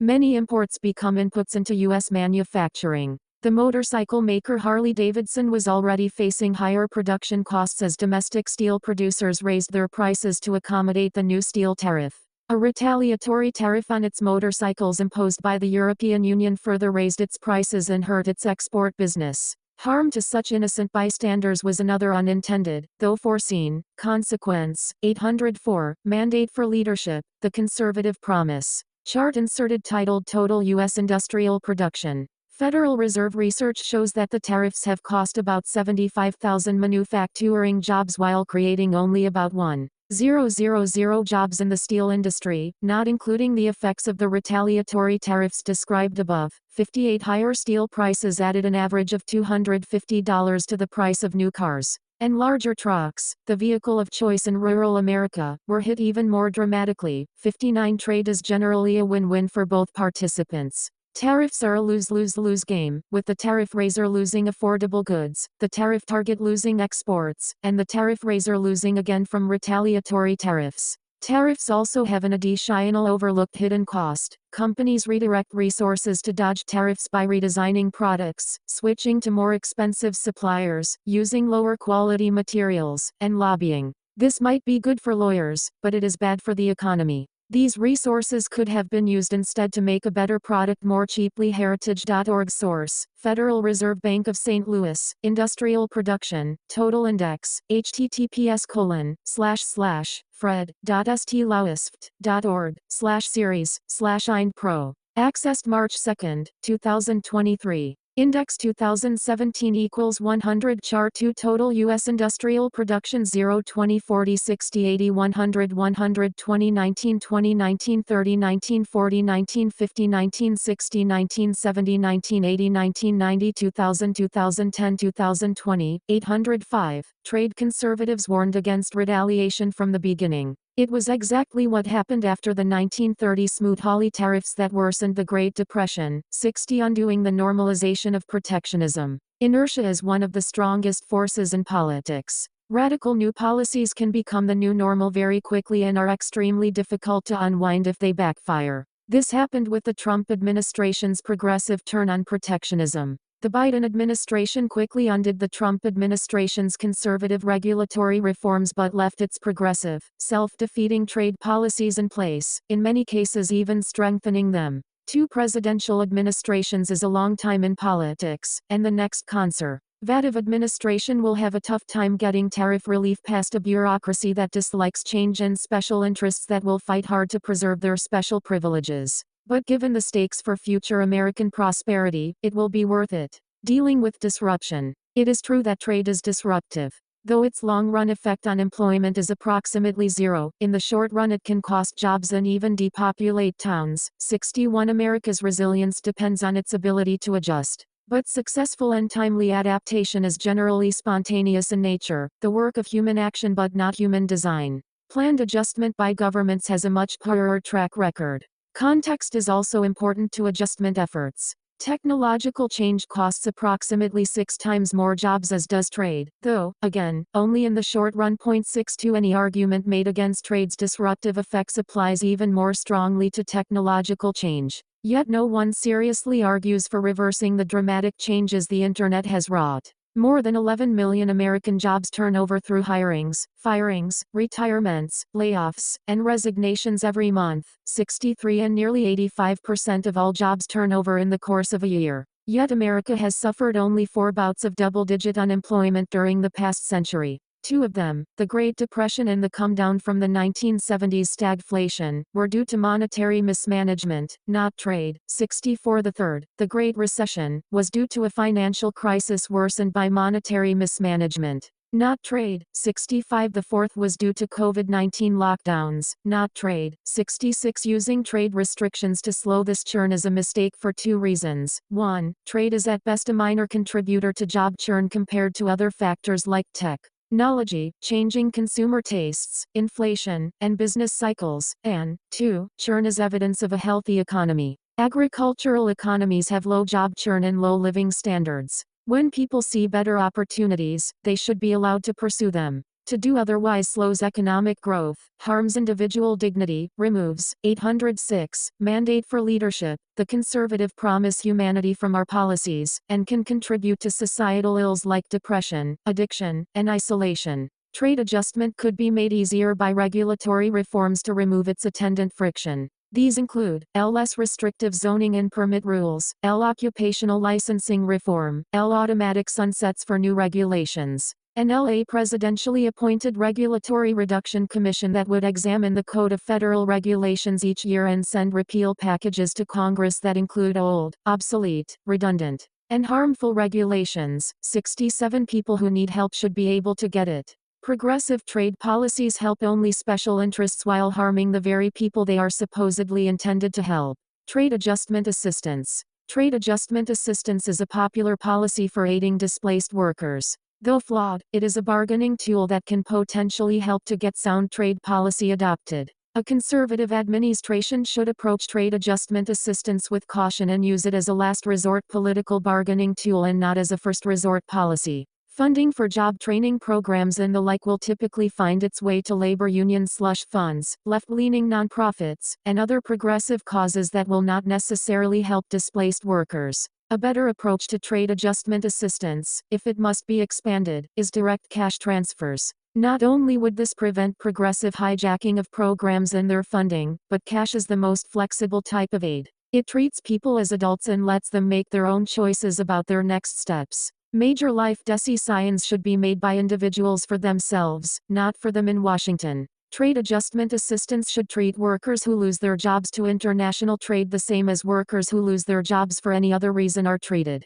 While that will not likely come to pass in the near future, steps in that direction are possible. Technological change displaces 6 times as many workers as trade displaces, yet workers displaced by technology get no special treatment. Nor should they. Unemployment remains low because it grows alongside population, and real wages continue to rise over time. Trade displaced workers should be eligible for the same benefits for which anyone else is eligible, no more and no less. 807. Trade supply chain lessons from the baby formula debacle. Protectionism builds weaknesses into supply chains. This was demonstrated vividly by the baby formula shortage, which may have peaked in 2022 but remains an ongoing concern. Domestic baby formula producers benefit from a decades-old tariff that averages 17%, which is effectively high enough to shut imports out of the market. As if tariffs were not enough, other requirements also help to keep competition out of the market. Ever-evolving labeling requirements and nutritional standards that conveniently for domestic manufacturers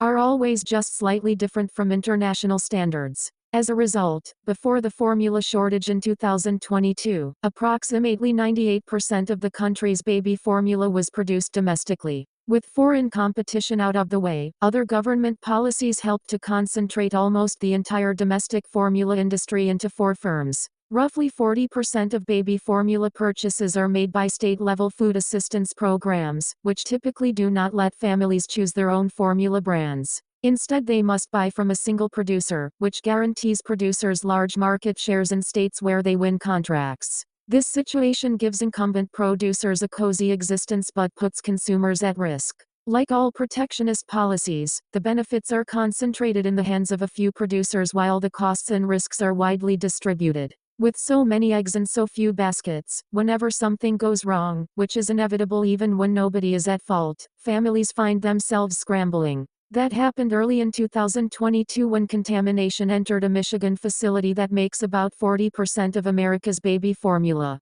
Trade protectionism all but eliminated other options for many parents, who suddenly found empty shelves and sky-high prices for an essential item that many of them were already struggling to afford, while families in other countries were unaffected. In response, Congress passed the Formula Act 68 in the summer of 2022. The act eased formula tariffs and loosened never-needed labeling requirements and other import restrictions, but it was temporary. It expired at the end of 2022, leaving families still vulnerable to the cascading consequences that ensue if one thing goes wrong at only one plant. The baby formula debacle has 2 lessons for the next administration. The administration needs to attack the root of the problem. Temporary fix-it bills are better than nothing, but they leave the rot in place. The president needs to encourage bold liberalization. Strength comes from openness. In the real world, markets fail. Factories will get contaminated, and health inspectors will not always be as thorough as they should be. The baby formula market is essentially a natural experiment in self-sufficient industrial policy.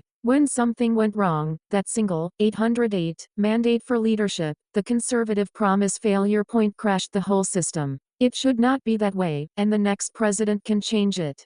Part of the problem is that the supply chain analogy itself causes sloppy thinking. In a chain, a link is connected only to the link ahead of it and the link behind it and not to any other links. Real-world supply chains are more like networks in which each point connects directly to countless others and is rarely more than 6 degrees of separation from nearly anywhere on Earth. Because market failures happen all the time, it is important to have as many connections as possible. Americans need access to more ways to adapt and reroute around failure points, especially for essential products like baby formula. Trade protectionism makes us more vulnerable, but free trade makes our families and communities more resilient. Loosening restrictions similar to the ones that stunt the baby formula market would make it easier to navigate future crises while preventing the progressive and rent-seeking power grabs that come with every crisis. Whether it is as isolated as a baby formula shortage or as expansive as a pandemic.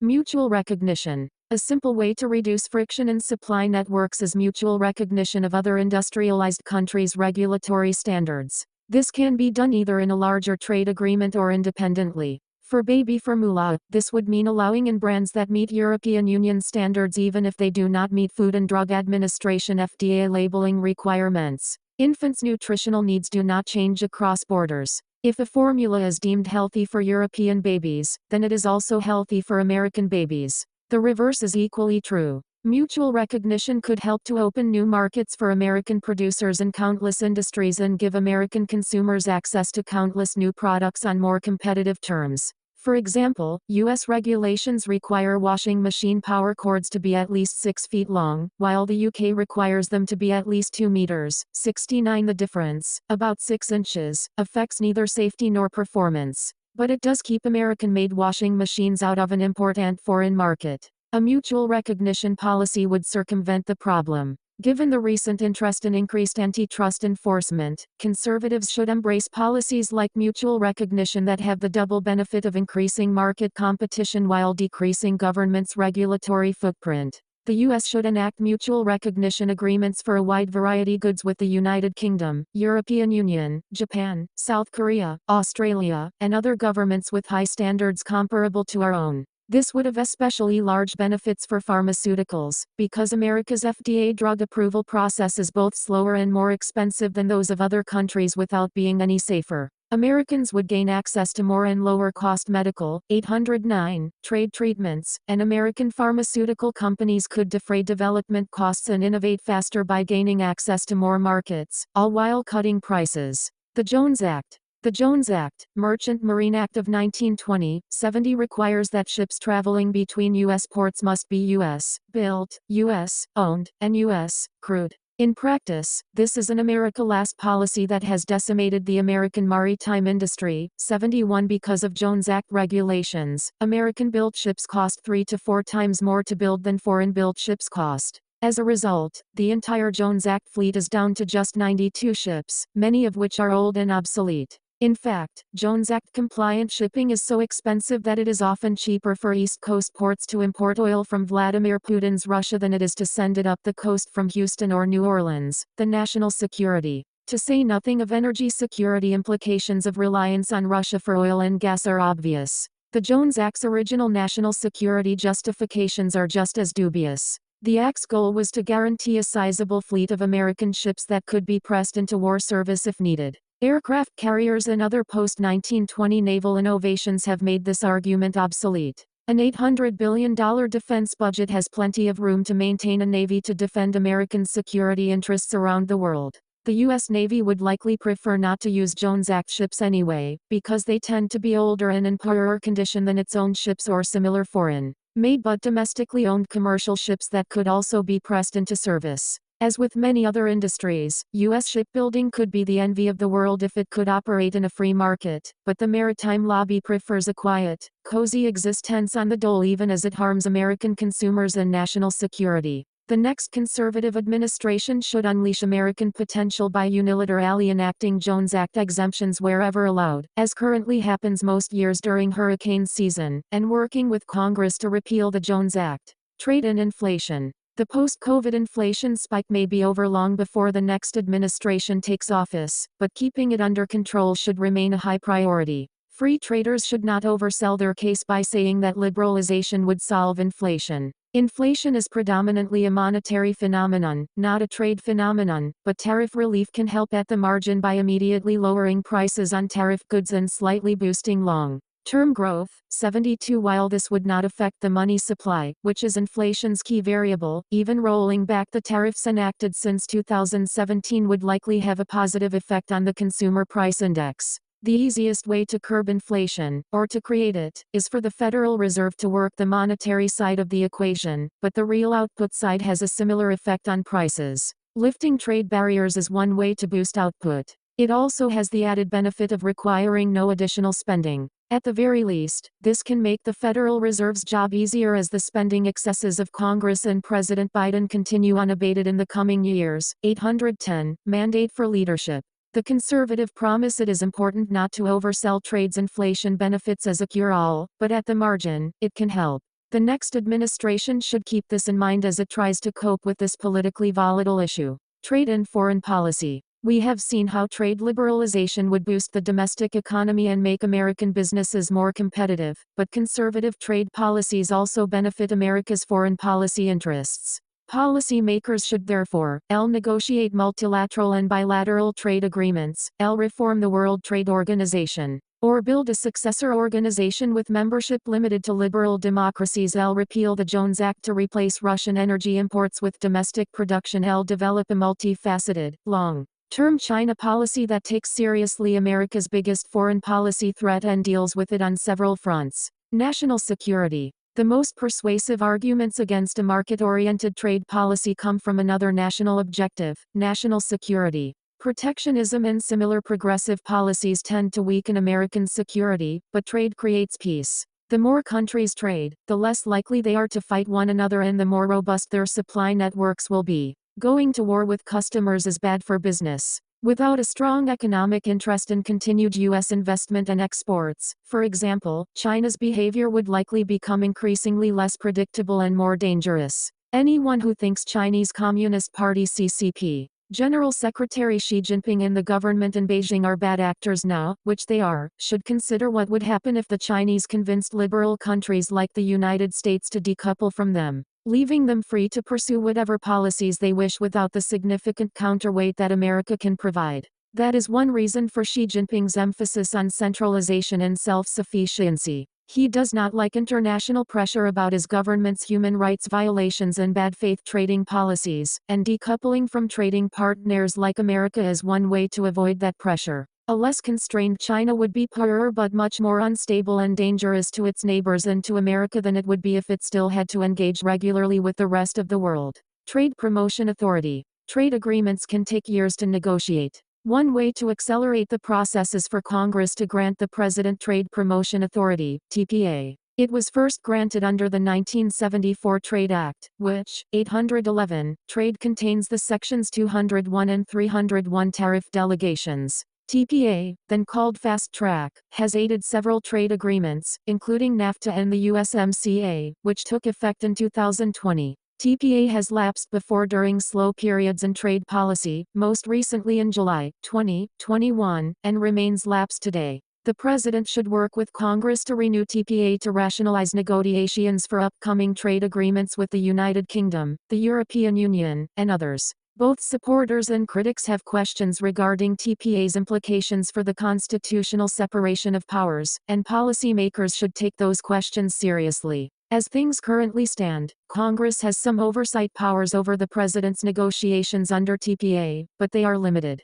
Congress can increase its oversight by passing new legislation superseding relevant provisions of the 1974 Trade Act. However, that is a double-edged sword. A Congress that largely favors free trade could exercise oversight to keep the President on the straight and narrow in trade negotiations. A progressive Congress would instead insist that the President negotiate for as many trade unrelated provisions as possible to benefit labor and green constituencies while pushing progressive policies on the U.S. and its trading partners. On balance, a single voice at the negotiating table that is subject to congressional oversight is the best posture for American workers and consumers. A fractious Congress has yet to demonstrate the capacity to negotiate with other nations, but it can help to hold the administration accountable. Trade agreements with the United Kingdom, European Union, and others. Even with a renewed TPA, trade agreement negotiations will likely take years. The Trump and Biden administrations were not inclined to start the process, so that job may well fall to the next administration.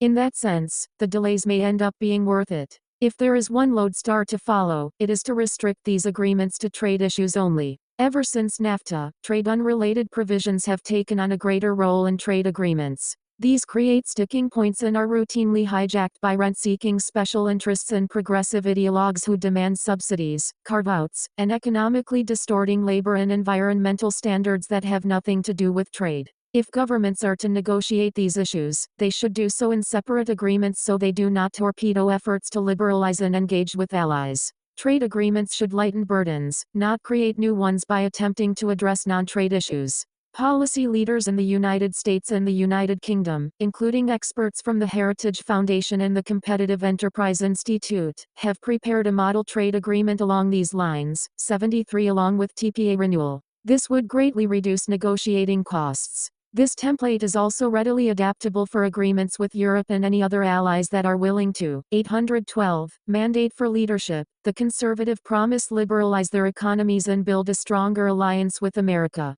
The draft US-UK agreement includes an accession chapter to allow others to join on the same terms, restoring or replacing the WTO dispute resolution process. The World Trade Organization as we know it may be mortally wounded. This deprives the U.S. of the WTO's dispute resolution process, under which the U.S. had won 85% of the cases it brought. The WTO's slow death began under the Obama administration, which refused to allow appointees to the WTO's appellate board, which as a consequence is now non-functional. Both the Trump and Biden administrations have continued the Obama administration's approach. That means that every case in the dispute resolution process will sputter to a halt as parties file appeals that cannot be heard. If the WTO is no longer fit for that purpose, it may be better to look in a different direction. More than 20 years ago, a Heritage Foundation senior fellow proposed that America and other free economies should form a global free trade alliance that is open to all countries that adhere to a truly free market system with appropriate safeguards such as property rights,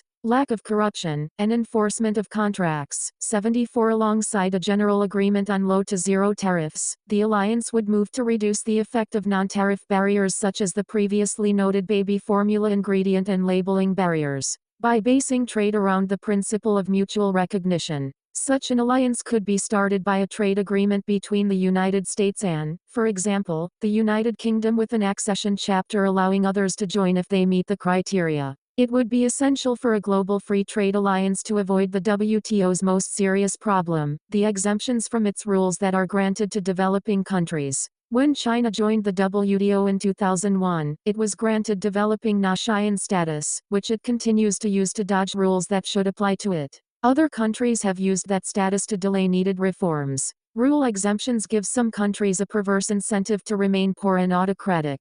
A global free trade alliance would allow the U.S. to enjoy the benefits of a rules-based international trading system without the WTO's shortcomings. Negotiation costs would be lower because the countries would already be allied on many issues. In addition, there would be no separate tiers with different rules, and this would give developing countries an incentive to liberalize. In addition to being good for its own sake, liberalization would give them entry into a prestigious club that tilted toward America's orbit and away from China's. Closing the Export-Import Bank.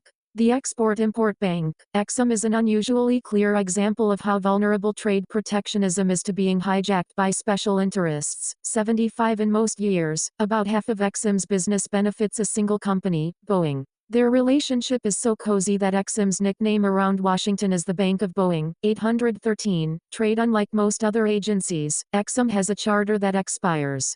Congress must renew it periodically, or else the agency will permanently close. Its current charter expires at the end of 2026. Closing this New Deal-era legacy agency would be a conservative victory on a number of fronts. It is also a winnable battle. Congress just needs to do nothing. Conservatives have both foreign policy and economic reasons to oppose EXIM. EXIM has a long history of providing financing for authoritarian governments in China, Russia, and the Middle East that often oppose U.S. foreign policy interests, and its deals often oppose U.S. economic interests. EXIM financing also harms domestic airlines. Many EXIM financing deals enable foreign state-run airlines to buy Boeing jets at a discount. These foreign airlines, subsidized by the U.S. government, then compete directly with U.S. airlines on international routes. More recently, the Biden administration has expanded EXIM's mission to advance progressive policy goals, including limits on financing for projects that involve fossil fuels or contribute to climate change,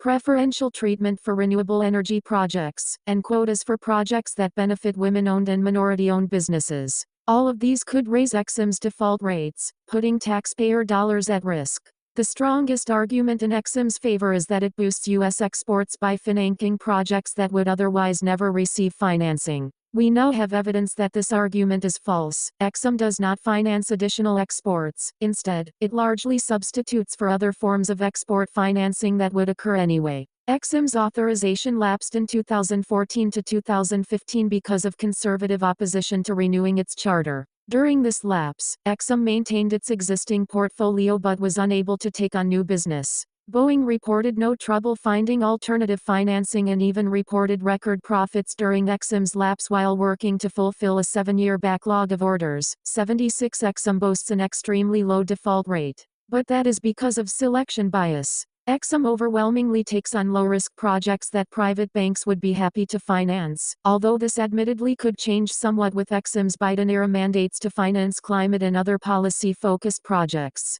Exim is also a textbook example of regulatory capture. It has a long record of deals with authoritarian governments. It subsidizes direct foreign competitors of domestic businesses. It has been hijacked by progressives to advance their climate and other preferred policies. 814. Mandate for leadership. The conservative promise. Its beneficiaries have proven they can get adequate financing from private banks. Exim's charter expires at the end of 2026. The agency will close automatically unless Congress and the President decide to extend it. Closing Exim should be one of the next administration's easiest decisions. Adopting a multi-pronged China strategy. An effective American policy toward China needs to take a realistic view of the country, its leaders, their strengths, and the serious challenges they face. It should be comprehensive and flexible. A threatened CCP is dangerous, perhaps now more than at any time since Mao Zedong, as Xi Jinping continues to use strong-arm tactics to consolidate his power and saber-rattling to challenge the international order. At the same time, recent revelations about China's official statistics overstating its GDP by 30% track well with other problems that were already known. 77. These include one of the world's worst demographic aging curves thanks to China's one-child policy, a population that may already be declining, an unsustainable debt load that is already causing problems, countless failed boondoggles, from empty cities to its underwhelming Belt and Road Initiative,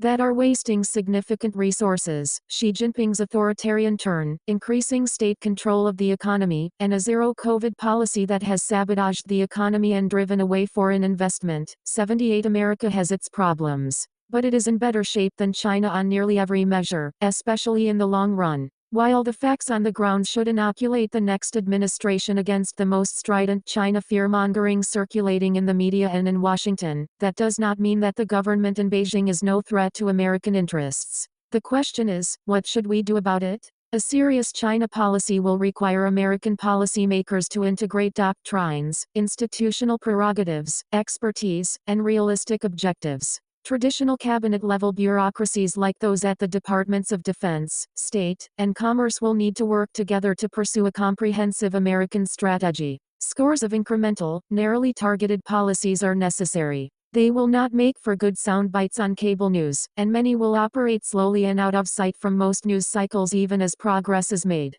An effective China policy must also allow for adaptation because the CCP will not sit idly by. As people react to developments, America needs flexible options. Trade isolationism is inherently inflexible because it reduces the number of contact points with China. This is a tougher political sell than loud, simplistic jeremiads, but going the extra mile to solve these difficult coordination problems is vital to America's interests. Trade and engagement with China are necessary if we are to contain the threats that China poses to its neighbors and to the U.S. The next administration should. 815. Trade and China's developing nation status in the WTO and other international organizations. China is an advanced manufacturing economy and should be treated as such, even if its political and legal institutions remain those of a developing nation, to prevent it from exploiting its status to gain special privileges. Use a target, not a blanket. There should be actions against Chinese firms that are known to have engaged in unfair trade practices such as intellectual property theft. Rather than blanket tariffs or non-tariff barriers aimed at entire Chinese industry sectors, firms that act in bad faith should be targeted individually. This policy was employed to good effect early in the Trump administration but was abandoned in favor of a less effective blanket tariff policy. Rejoin the Trans-Pacific Partnership. Dropping out of the Trans-Pacific Partnership Agreement might have been the Trump administration's biggest trade policy mistake. The TPP was already negotiated and would have strengthened an alliance against China, including most of its biggest trading partners in East Asia and the Americas. America's departure created tensions and infighting, distracting the U.S. and its allies from the goal at hand, countering China. The other 11 TPP countries continue, without American input or influence, under the Comprehensive and Progressive Agreement for Trans-Pacific Partnership, CPA-TPP, to develop a modern institutional framework to contain Chinese commercial imperialism. Rejoining this alliance should be a top priority in the next conservative administration's China policy. Accession negotiations are likely to be difficult, given that the CPA-TPP suspended several clauses that were important to the United States, such as provisions relating to patents and aspects of investor-state dispute resolution. When the U.S. pulled out of the TPP agreement in 2017, diplomatic and economic pressure against Beijing will be more effective when its largest trading partners work in concert. Beijing's diplomats will have a hard time employing a divide-and-conquer policy against a united front of the sort that the TPP offers. They'll refocus the Indo-Pacific economic framework for prosperity on trade. President Biden began the process to create IPEF in 2022, but any agreement will likely still be under negotiation when the next administration takes office. IPEF is similar to the TPP, but its member, 816, mandate for leadership. The conservative promise countries are mostly China's neighbors in Asia. Like the TPP, it seeks to create an alliance to push China toward the rule of law, but the Biden administration so far has left trade entirely out of the agreement. Instead, the IPEF negotiations are focusing entirely on non-trade issues like climate and labor policy, issues that give progressives opportunities to impose their policies on other countries and provide rent-seeking opportunities for labor unions and politically connected businesses in renewable energy and other favored industries. IPEF has the potential to be a powerful diplomatic tool that helps to bring countries into America's orbit and away from China's. Beijing's chauvinistic approach to foreign policy has alienated most of China's neighbors and allies. They follow along because they lack alternatives. IPEF and the TPP could offer them a way out and make it easier for China's smaller neighbors to stand up for themselves in a united front as they move toward American-style institutions that protect civil, political, and economic liberties. IPEF could do all that, and so could the TPP, but America currently has no voice in the TPP, and IPEF risks becoming little more than another tool that progressives can use to force their policy wish list on countries that don't want it. From the perspective of IPEF's members, the Biden administration's approach is little different from Beijing's. The next administration can give China's neighbors a better choice by refocusing IPEF on trade, dropping most of its non-trade issues, and turning it into a forum to promote democracy and strengthen alliances while pressuring Beijing to make needed reforms. They'll play the long game. It took 2 generations to win the Cold War, and there were many reasons for that success. The fact that the planned economy is inherently inferior to free market capitalism played a role. So did diplomatic, military, and economic pressure from free countries. But culture was just as important, and it did not come from any government. Blue jeans and rock and roll helped to win the Cold War as much as any deliberate policy did. So did images of fashion and prosperity in American movies and television shows like Dallas. Such informal bottom-up processes will also play a vital role in helping to turn China from an authoritarian threat into a freer and less hostile power. It will take a long time, and the slow process will garner few headlines, but it can work. A conservative administration will support efforts by ordinary Americans to engage with ordinary Chinese people through social networks, trade internet memes, fashion, movies, student exchange programs, tourism, and more. China's leaders are set in their ways, especially with Xi Jinping presumably now in power for life, but the younger generation is more open than their parents were, more individualistic and open to change. Effective outreach to the Chinese people will need the same humility that other sound trade policies require. Government-directed cultural and economic outreach risks being heavy-handed and could backfire. Everyone involved needs to know that the process is generational in scope and will not work overnight. At the very least, Washington should stay out of the way as much as possible when regular people want to contact each other across national, language, and cultural divides. Each of these many components, from tariffs to trade agreements to culture, is a small part of a larger China policy. Many are not attention-grabbing and cannot be put into sound bites. Cultural engagement is not something Washington can plan. China's own demographic and debt problems, along with aging leadership and growing discontent over the zero-COVID policy, might even cause an internal collapse. American policy must therefore be prepared to face any contingency. Conclusion: a conservative trade policy needs a conservative vision. America's founding institutions, based on free trade and entrepreneurship, have made America the world's leading economy and will help keep America strong through the next century. However, recent departures from those principles have hurt America's economy and weakened alliances that are necessary to contain threats from Russia and China. Reaffirming those principles through policies of openness, dynamism, and free trade will boost America's economy, make us more resilient against crises, and remove opportunities for progressives and rent-seekers to use the levers of government for their own purposes. Rediscovering conservative principles on trade policy and embracing America's long history as the world's leading commercial republic are an important part of restoring a government of, by, and for the people. Authors note, the preparation of this analysis could not have been completed without the valuable support of a small, sturdy, and principled community of trade policy experts. Among them, my colleagues at the Competitive Enterprise Institute, Ryan Young,